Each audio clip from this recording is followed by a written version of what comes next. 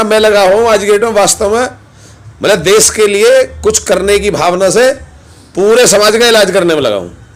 मैं मानता हूं कि समाज को खंड खंड करके इसके टुकड़े टुकड़े काट के गिर दिए और इसके सारे पीस अभी जैसा किसी आदमी को मारने के लिए ना, किसी आदमी को जैसे मारने के लिए, मर्डर करने के लिए उसके टुकड़े टुकड़े काट दिए हैं जी। तो ये जो हिंदू मुस्लिम सिख ईसाई जाट चमार जो भी बनाए गए, ये सब टुकड़े टुकड़े टुकड़े समाज को खंड खंड कर दिया। लेकिन अभी ना तो टुकड़े वे कहीं फिके, ना वे टुकड़े कहीं जले, ना वे टुकड़े नष्ट हुए। और मैं ऐसा डॉक्टर हूं कि इन सारे टुकड़ों को एक साथ मिला के और ये पूरा शरीर जो वास्तविक समाज है, मानव समाज है, मानव समाज को दोबारा से खड़ा करके इसमें प्राण प्रतिष्ठा कर सकता हूं। ऐसी मेरे अंदर गलतफहमी है। गलतफहमी है, सही फहमी है तो बाद में पता लगेगा, लेकिन मेरी ऐसी सोच है, ऐसा विचार है। और मैं एक नई समाज संरचना में जुटा हुआ हूं। एक ऐसे समाज का गठन करना चाहता हूं जो ना वो हिंदुओं का हो, ना मुसलमानों का हो, ना सिखों का हो, ना ईसाई का। हाँ जी। अब वो बटते कभी चुनाव में ही तो बटते हैं, चुनाव में बटते हैं ना। हाँ, चुनाव में बटते हैं, चुनाव में नेता बांटते हैं। हाँ, चुनाव में नेता बांटते हैं।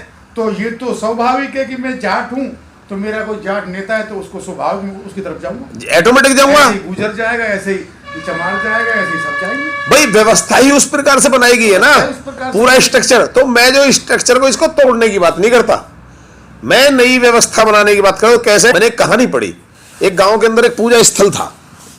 उस पूजा स्थल में क्या था, वो आहिस्ता आहिस्ता पुराना हो गया, जर्जर हो गया, वो किसी भी टाइम भरभरा के गिर से गया, उसमें दुर्घटना हो सकती थी। तो गांव वालों ने सबने बैठ के एक मीटिंग करी, बोला भाई एक काम करो, इसे तोड़ के दोबारा बना लेते हैं। प्रस्ताव पास भी हो गया।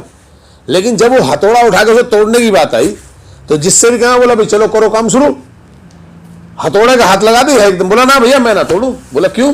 बोले यू दोस्त तो मेरे सिर पर जाएगा कि भगवान का मंदिर किसने तोड़ा, नु अशोक ने तोड़ा, भगवान का मंदिर किसने तोड़ा, नु गुड्डू ने तोड़ा, तो ये तो दोष मुझ पे जाएगा ना, मैं ना तोड़ू भैया। अब वो एक एक करके पूरा गांव डर गया।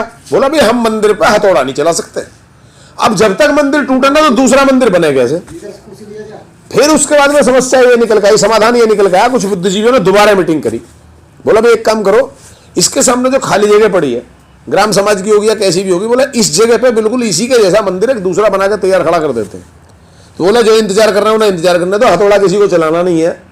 तो एक इसके बिल्कुल जस्ट सामने एक सुंदर सा मंदिर ऐसा ही बनाए थे जैसा है, वो वैसी ही व्यवस्था, मतलब वैसा ही पूजा स्थल बना के खड़ा कर दिया।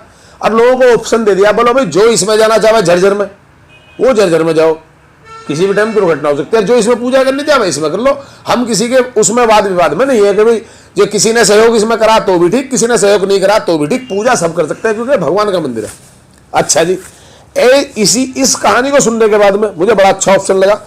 फिर बताया जाता है उस कहानी में कि वो इतनी जर्जर हो गई थी, जो उसके भक्त थे वो दूर से ही मंदिर में अंदर न जाओ, दूर से ही अपना जल अर्पण कर दे, दूर से ही दीपक जला के अपना फॉर्मेलिटी पूरी कर ले और दूर से हाथ जोड़ के बाहर से बाहर जाने लगे।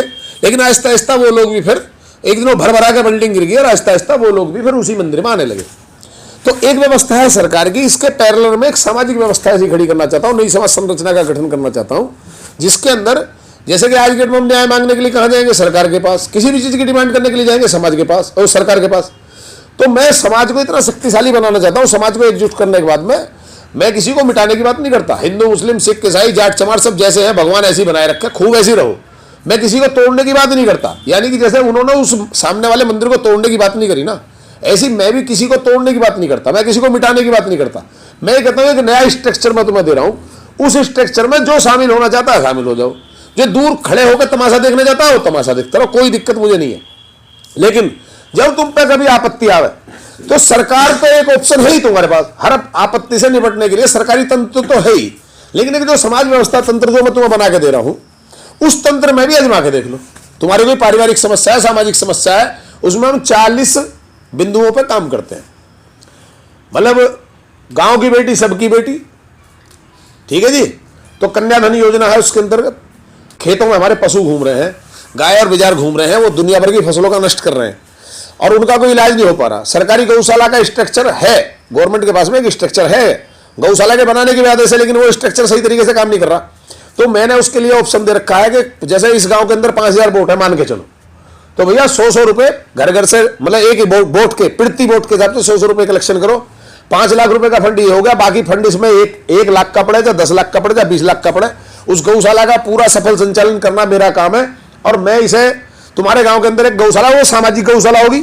जो सरकारी गौशाला चल रही है उसे चलने दो। मतलब समाज को जिम्मेदार बनाने के लिए 40 बिंदु हैं। एक रसोई की व्यवस्था है, सामाजिक रसोई, उसके अंदर कोई जवाब सवाल उससे कुछ नहीं करा जाएगा कि मतलब भाई तू क्यों आया, क्यों खा रहा। एक सामाजिक रसोई चलेगी, जैसे कि गुरुद्वारों के अंदर लंगर चलता है, वो मैंने गुरुद्वारों से सीखा। उसी तर्ज पर जैसे पंजाब में हर गुरुद्वारे के अंदर लंगर है, ऐसे ही यहाँ पे हम हर गांव के अंदर अपनी एक सामाजिक रसोई, सामाजिक गौशाला, फिर सामाजिक मतलब जो है हम मंदिर बनाएंगे, वो सामाजिक मंदिर होगा बिना किसी मूर्ति का, उसमें कोई मूर्ति वूर्ति नहीं होगी। मतलब उस गौशाला के अंदर ही एक ऐसा कॉर्नर बनाया जाएगा जहां बाकायदा 5 पंच जाके बैठेंगे, मतलब हम सब लोग बैठेंगे। एक बुड्ढा क्लब होगा, किसान चौपाल होगी या ग्राम चौपाल होगी, उस पर परिचर्चाएं होंगी और वहां 2-3 घंटे का डेली एक मतलब पूरा प्रोग्राम चलेगा। ये कार्य योजना है काफी लंबी, 40 इसके अंदर इस कदम है। एक तिरंगा फाउंडेशन है, उसके अंदर एक हम झंडा भी वही फहराएंगे, मतलब एक झंडे के लिए स्थायी झंडा, जैसे कनाट प्लेस पे फैला, मैंने और भी बहुत सारी जगह देखा, कंवर सिंह तंवर के यहाँ भी झंडा फहरा रहा, और भी कई लोगों के यहाँ झंडे परमानेंट फैले हुए हैं। तो हम एक तिरंगे फाउंडेशन के अंतर्गत एक शहीद स्मारक वही बनाएंगे, उसी के अंदर जो एक शहीद स्मारक बनेगा, शहीद स्मारक पर झंडा फहराया जाएगा। तो वो जो इस प्रकार के एक समाज को हम अपने पैरों पर खड़ा करने की बात है।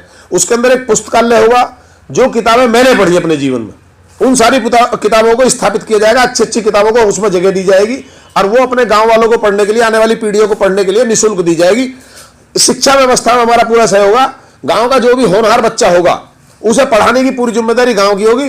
गांव के किसी बच्चे में कोई टैलेंट है, डांस का, गाने का, बजाने का, किसी प्रकार का खेल का, कूद का कोई टैलेंट है, उस टैलेंट को निखार कर राष्ट्रीय स्तर या अंतर्राष्ट्रीय स्तर तक ले जाने की जिम्मेदारी भी समाज व्यवस्था तंत्र की होगी।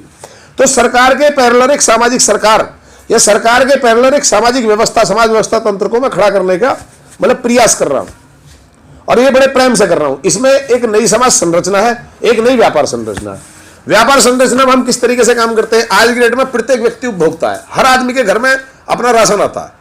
वो राशन कहां से लेके आते हो आप? जहां से भी कहीं से लेके आ रहे हो तो उसका मुनाफा किसी और पर जा रहा। हम कह रहे हैं समाज इतना जागरूक हो जाए, इतना समझदार हो जाए, समाज को एक ये व्यावसायिक गतिविधि है समाज की, उसमें हम कह रहे हैं कि जो भी तुम कहीं और से खरीद के लेके आ रहे हो, हम तुम्हें वही सामान देंगे। हमारा खुद का अपना कोई प्रोडक्ट नहीं है, समाज का कोई अपना खुद का प्रोडक्ट नहीं है। आप टाटा की चाय पीते हो, टाटा की चाय पियो।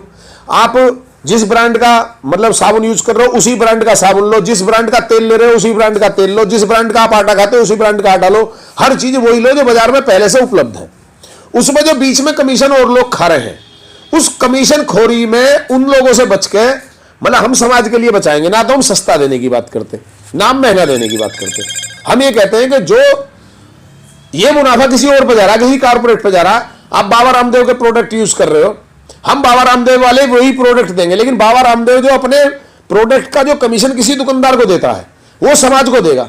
एक सामाजिक फंड की उसमें स्थापना होगी।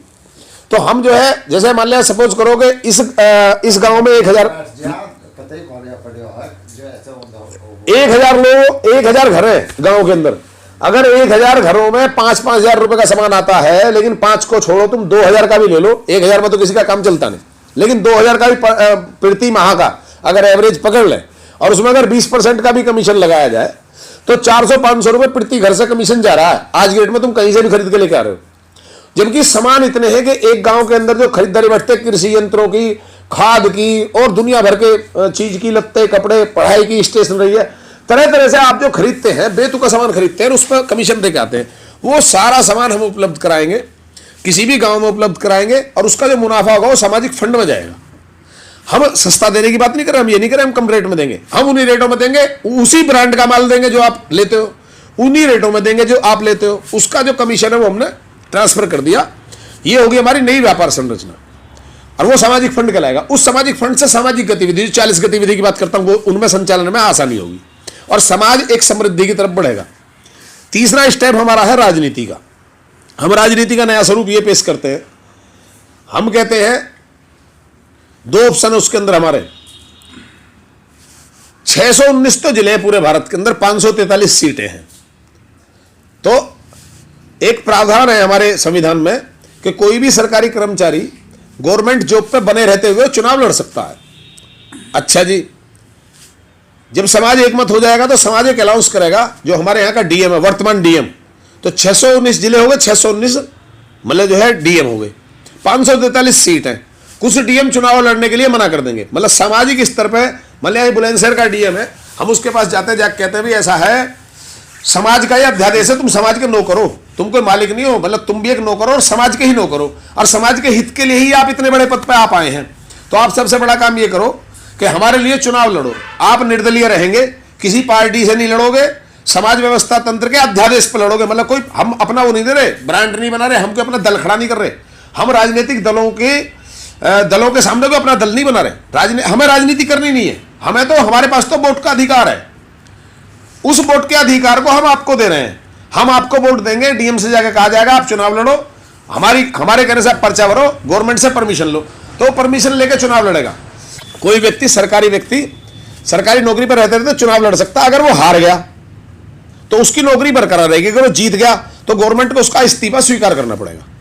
इसमें हमारे पास में 3 ऑप्शन है। पहला तो हमने चुना है डीएम को, डीएम हो गया क्योंकि इस जिले का सबसे बड़ा अधिकारी। भाई ऐसा ना, एक बात और है, सबसे बड़ी समस्या क्या आ रही है इसके अंदर, अगर हम अपना कोई अध्यादेश जारी करते हैं, हम किसी और के लिए कहने लगे, मैं कहने लगा भैया अशोक को चुनाव लड़ाएंगे, अशोक बहुत अच्छे समाज के बारे में अच्छा सोचने वाले हैं, वे कह रहे हैं कि इन्हें लड़ाएंगे, ये कह रहे हैं कि इन्हें लड़ाएंगे, तो ऐसा ना इतने दुनिया भर के लोग निकलेंगे, सभी समाज से भी हैं, सभी बढ़िया आदमी हैं, कोई किसी को प्रस्ताव करके भेज रहा, कोई किसी को प्रस्तावित करके भेज रहा, और वो ईमानदार है बेईमान है इस बात की कोई गारंटी नहीं है। लेकिन इसमें क्या फायदे होंगे, अच्छा डीएम चुनाव लड़ेगा और चुनाव जीत के अगर वो आगे पहुंचता है, राजनीति मतलब पढ़े लिखे सांसद जो बनेंगे वो डीएम बनेंगे हमारे। अच्छा उसमें हमें सबसे बड़ा लाभ क्या है कि आने वाली पीढ़ी क्या सोचेगी कि भाई अगर संसदीय का चुनाव लड़ना है तो हमें पहले डीएम बनना पड़ेगा। तो एक तो अच्छा मैसेज ये जाएगा, उनके जो रोल मॉडल होंगे, आने वाली पीढ़ियों का जो रोल मॉडल होगा वो डीएम होगा। ये हमारा राजनीति का नया स्वरूप है। दूसरा इसमें हम ऑप्शन दूसरा दे रहे हैं कि हम कोई ऐसी प्रक्रिया तैयार करें कि एक अननोन व्यक्ति भी, मतलब कम पढ़ा लिखा समाज का सामाजिक व्यक्ति अगर कोई बढ़िया क्षेत्र में मिल रहा है तो डीएम तो लड़ रहा, लेकिन साथ में वो भी निर्दलीय लड़ रहा, 2 निर्दलीय हो गए। और हम किसी पार्टी से मना कर ही नहीं रहे चुनाव लड़ने के लिए। पार्टी जितनी अपनी तैयारी कर सकती है, उसमें जितना दम है पार्टी उतनी तैयारी करे। हम कोई ये नहीं करे पार्टी किसी प्रकार के आदमी को टिकट दे दे और किसी को भी लड़े, जैसा आज तक लड़ती चली आ रही है।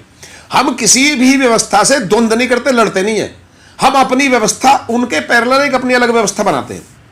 तो अगर आदमी है वो कारगर, मतलब जो हमने आदमी उतारा, हम किसी आदमी को भी घोषित कर सकते हैं कि समाज व्यवस्था तंत्र द्वारा समर्थित व्यक्ति ये है, तो प्रचार प्रसार जो करेगा समाज ही करेगा। हमें कहीं पर्चे नहीं लगाने, कुछ नहीं करना। डोर टू डोर जो हमारा एक समाज व्यवस्था अगर तंत्र बनता है तो उसमें सोशल मीडिया पर हम अपना एक ग्रुप बना सकते हैं, उस ग्रुप के अंदर ये इंफॉर्मेशन डाल दी जाएगी, खाली बस इतना करना। इतना करने के बाद में तो ये हमारा राजनीति का नया स्वरूप है। राजनीति के नए स्वरूप के तहत या तो हम डीएम को लड़ाएंगे या किसी वास्तव में सामाजिक व्यक्ति को लड़ाएंगे। जहां से सामाजिक व्यक्ति खड़ा करेंगे वहां हम डीएम को समर्थन नहीं करेंगे। अगर जो मतलब डीएम को जहां से समर्थन करेंगे वहां सामाजिक व्यक्ति को नहीं करेंगे। और स्थिति अगर ऐसी बनती है कि मान लिया कोई सामाजिक व्यक्ति जबरदस्ती चुनाव लड़ रहा तो लड़ो, हमें तो मने थोड़ी है। कोई कितने ही निर्दलीय लड़ो, कितने ही पार्टी वाले लड़ो, हमारी तरफ से डीएम है। अच्छा अगर डीएम चुन चुन के संसद में जाने लगे तो आने वाली पीढ़ियां सोचेंगे भैया ऐसा है, अब नेता वैसे ना बनाया था, गुंडागर्दी करी, बन गए नेता, बन लिए डीएम, वो बन गए सांसद और पहुंच गए संसद के अंदर। उन्हें ये पता लगेगा, उनके लिए ये प्रेरणा मिलेगी कि भाई ऐसा है, पहले हम पढ़े लिखे अच्छे आदमी बने, उसके बाद में डीएम बने। देखो जो बच्चे डीएम बनने का सपना पालते हैं वो पहली बात तो किससे झगड़ा नहीं करते। उन्हें लगता है कि अगर हमने झगड़ा कर लिया, पुलिस में अगर नाम आ गया, हम सरकारी नौकरी के लायक नहीं रहेंगे। दूसरी बात मैं आपको कहूंगा, आप किसी भी शरीफ आदमी के बच्चे से जाकर पूछो कि भाई क्या बनना चाहता है, बोला डीएम। और किसी भी गुंडे बदमाश या राजनीतिक व्यक्ति के बालक से जाकर पूछो बेटा क्या बनना चाहता है, बोला नेता, मैं तो जो है चुनाव लड़ूंगा। उसमें बचपन से ही चुनाव की ललक होती है और उसमें बचपन से ही डीएम बनने की ललक होती है। वर्तमान अगर 619 डीएम है तो इनमें से 500 डीएम किसानों के बेटे मिलेंगे। अगर किसानों के बेटे चुन के संसद में जाते हैं, इनसे बढ़िया किसानों के बेटे कोई तुम्हें मिल नहीं सकते। पढ़ता भी हमेशा गरीब का ही बच्चा है, मतलब गरीब और कमजोर वर्ग के ही जितने भी ज्यादा डीएम है वो सब गरीब और कमजोर वर्ग से आते हैं और उन्होंने बहुत उतार चढ़ाव देखे होते हैं। तो आप किसी का भी इतिहास उठा के देख लो, तो अगर डीएम तुम्हारे संसद बन के जाएंगे, संसद के अंदर सांसद बन के जाएंगे और संसद में जाके बैठेंगे तो निश्चित रूप से देश का सुधार हो सकता है। ये हमारा राजनीति का स्वरूप है। नहीं किस ये तो बताओ, ये जो निधि बढ़ाई है, इनकी पेंशन बढ़ाई है, तनख्वाह बढ़ाई है, जो भी कुछ इन्हें सुविधाएं बढ़ाई हैं वो किसने बढ़ाई है? इन्होंने खुद ही तो बढ़ाई है। यही तो संसद में अपने सारे बिल पास करते हैं।